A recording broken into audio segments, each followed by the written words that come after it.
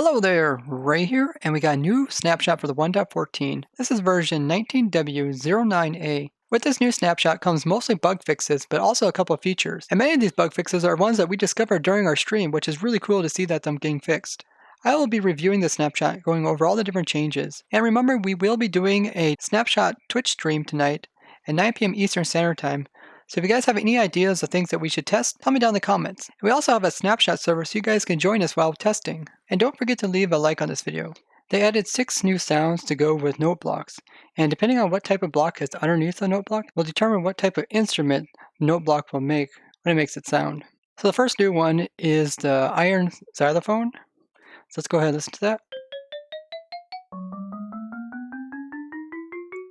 Next one is the cowbell.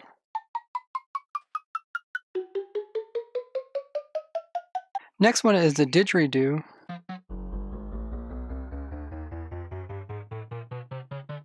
The next one is bit.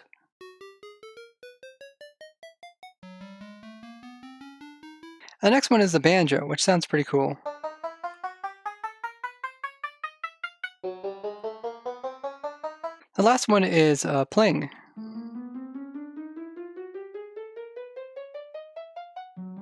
I really feel like note blocks are underused in Minecraft, so it's pretty cool that we get some more noises. So many people will do some cool stuff with it.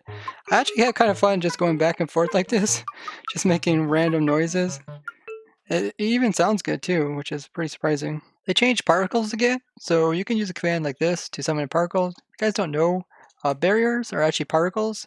So you can actually put out the particle of the figure of the barrier there, and then the actual block like you collide with is something different. So they said the sprites for the particles can now be configured in the resource packs, though the particle still controls how they will be used. I'm not too much into map making, so maybe you guys can tell me what this exactly means, but it does sound like giving more control to the player on how they can make particles show up is a good thing, and maybe we'll see this in map making. They fixed it so that you can have wither skeletons with tip arrows in their offhand. This is like a map maker thing, and what this will do is allow the skeleton to use that arrow in his bow. And this used to be, this was added around the same time they added tipped arrows, but it was broken recently. So let's go ahead and try it. So this guy here has a weakness arrow, it looks like. Give me weakness effect. And since he's a wither skeleton, he also gives the flame effect onto his arrows. That's just something the wither skeletons do if they have bows. Now that I think about it, that means it's possible to actually get these flaming arrows on wither skeletons in survival using that trick that we discovered, where we can remove the stone swords from the wither skeletons and then give them a bow. So that's definitely something we're going to have to collect on the ProtoTech server. But yeah, giving them something in their offhand isn't possible in survival, unless it's something like a shield. They fixed a pretty annoying bug, which was when it came to plants growing, it wouldn't produce crops over here if there were blocks above it. So here we see we got a couple pumpkin plants here. And now with this fix, you can make a really small like melon or pumpkin farm like this, where you have the plants on either side, and then you have an area for where the pumpkins can grow. And this way, once the pumpkins have grown, they'll turn the stem sideways to connect up with it. And then this will just send a pulse back here into this redstone dust, which will pulse this piston here, which will just push off the pumpkin plants. And that's a really easy way to make a pumpkin farm. And I seen Grimly try to make a pumpkin farm, and he came across a problem where he couldn't put these really close together because of this bug. So it's really nice that they fixed this bug, and you can make your pumpkin farms a lot more compact.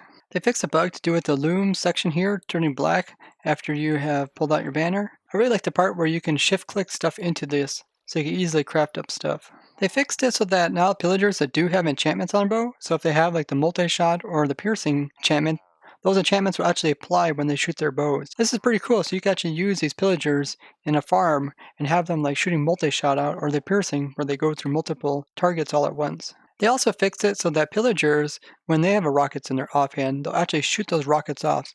Let's give that a try. So this pillager here, he has a rocket in his offhand. Let's see him try to shoot it. Oh, he's pulling back. Oh, that was cool. Shot a rocket off. I wish there was a way to actually get these guys with rockets in their offhand. So it looks like he might have consumed his rocket. Remember that video I did about when you can fill in a large area and how it doesn't create very much lag in this version? And it's a huge improvement upon past versions. This is something that early reflection brought to my attention, and he also showed that when you do this fill command, sometimes it would not update the light levels underneath. Although I didn't experience myself, he did experience this. The bug for that actually got fixed, which is really great. Otherwise, you'd have to try to go underneath here and try to update all this whenever you build up a big creation, because the light level would be incorrect. They fixed it so those banners that appear on the outpost are the same for each side. They also fixed a bug so that when undead mobs were staying inside of a bamboo, they weren't actually getting any sun damage done to them. They fixed a bug to do with locking of the maps. Once they were locked, they were removing all the marker points, which were put on by banners. They fixed a bug to do with the loot, where it's possible to get the creeper pattern without even having a pattern. They fixed a crashing bug that was occurring from different types of mobs, such as the trader llama. Remember, we did a lot of testing too with foxes, and one of the things we tested is see if the effects of food that we fed them when they ate it would apply to them. And this bug report actually got fixed, so now the effects will get applied to the fox. So let's see if the chorus fruit will actually teleport a fox away. Let's also see if a notch apple will give the resistance effects as well as regeneration to this fox. Wow, that fox is teleported. That was so awesome.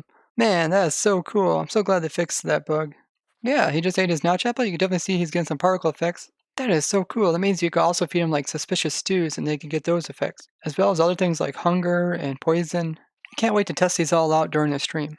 On the stream, I discovered that you can give Fox a weapon, and the effects of that weapon can be used by the Fox. This opened the door to a lot of crazy things, so we can have like a Fox with looting.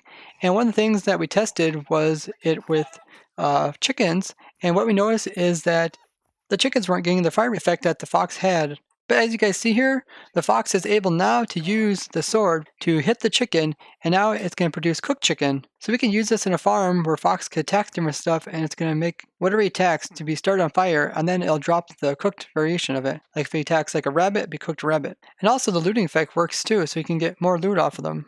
They also fixed it so now fox can attack tropical fish as well as pufferfish. But as you guys seen in my previous video, when the fox tried to attack pufferfish, they'll actually do damage to them.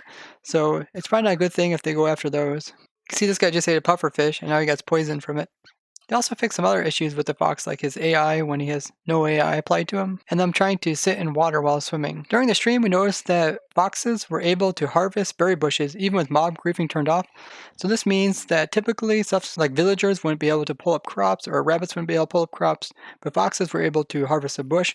And I reported this as a bug, and they went ahead and fixed this. They fixed a bug to do with waterlogged slabs. So you're able to waterlog one slab, but once you put a second one onto it, it will remove the water source. And an old bug was you try to click onto this and it would just suck up your water, but it would make it vanish. But the bug that they fixed now is that it was no longer possible to right click up against this, even if you wanted to place the water over here. And now you can see it is. They did another tweak to the quartz block. As you've seen those little lines in the previous versions, this is the difference between a quartz block and a smooth quartz. And they just applied those lines to the bottom as well. So you can see that line right here. And you see that line is not present in this one because this is a smooth variation. They fixed another bug to do with llamas, which is llamas were spinning at tame wolves. So like your dogs were getting attacked by these guys.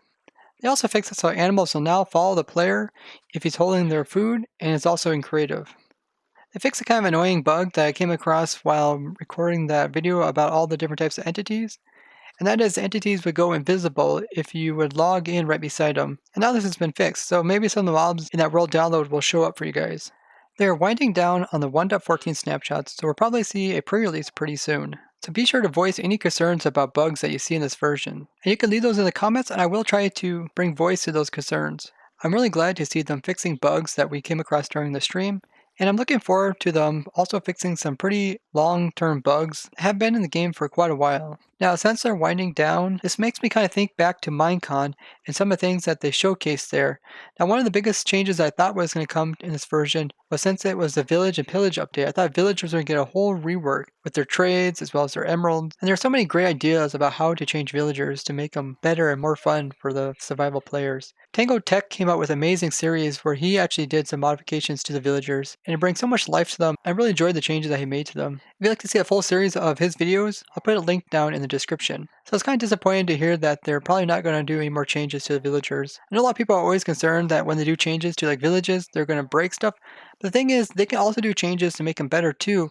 as long as they're constantly listening to the players. So it's really important that you guys voice your concerns about anything that you want to be changed in the game or not changed for that fact as well. I've personally been playing the game for almost 10 years and got used to the changes that occur pretty much in every version. So when changes do occur, I always try to look on the bright side and give feedback to them. But if you guys found this video helpful, be sure to leave a like and share this with others. And if you enjoy videos like this, go ahead and subscribe. It doesn't cost you anything. And hit the bell icon to get a notification right as the new videos come out. And I'd like to thank you guys for watching, and I'll see you guys in the next one. Bye-bye.